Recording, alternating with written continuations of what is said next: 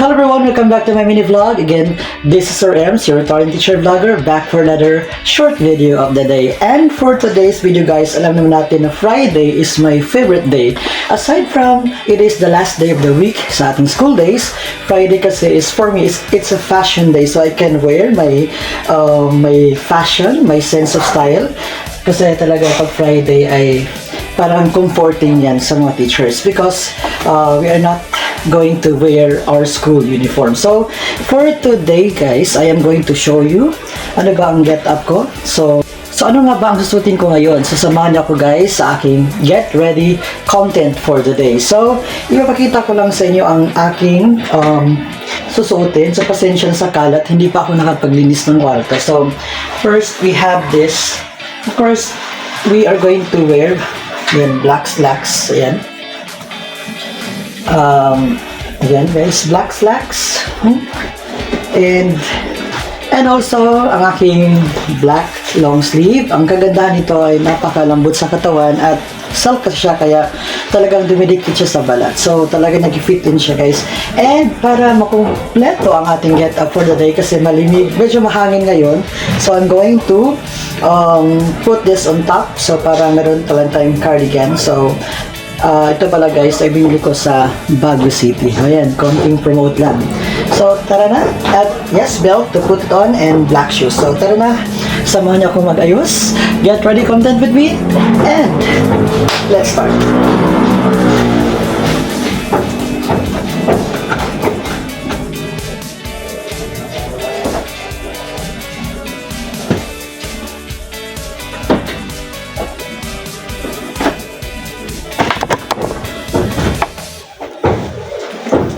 And let's start. Okay, guys, ito pala, kailangan kong for our top, ayan, so kailangan natin guys, kailangan natin magsuot ng sando para at least comfortable pa rin sa loob, no? Hindi siya, kumbaga, kahit paano ay, kasi ang toong telan to ay napakalambot, soft, so kailangan natin siya sa loob. And first, we're gonna put on now for our pants. Okay. So, and for our pants, okay. Ayan. Medyo sa kalat. Okay, and we're gonna put on now our long sleeves. So actually, nabili ko ito sa Korean store. Ating long sleeves na ito. So,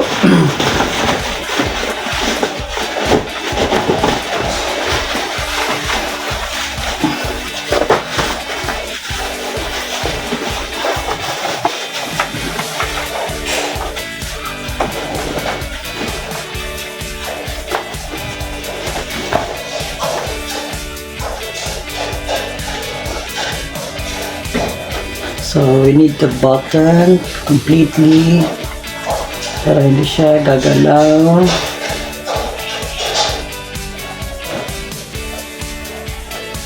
So napaka-fit yan guys.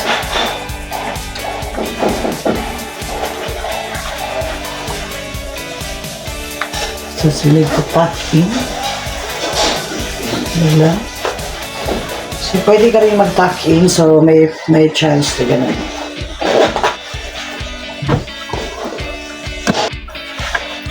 So, ito guys, so ayan. So, ayan, so fit na natin masyado. Okay, and to complete, so kailangan natin siyang ayusin. So, just like what I said guys. Okay. So, just like what I said guys, ang pinakagusto ko dito ay napaka-lambot sa katawan. Yan. So, pasensya na sa kalat. Kasi ang dami kong pinagpipili ang mga style. Yun. So, thank you sa lahat ng mga aking followers and friends. No? Thank you. 10,000 na po tayo. So, salamat sa support at keep on supporting my videos and following. So, ito ang aking mga fashion style, no, aking pinaka, kumbaga, since then, when I was in college, way back in college, so ganito talaga aking mga pormahan. And to complete our get up, so ito na guys, okay, yan. So I'm gonna put this on.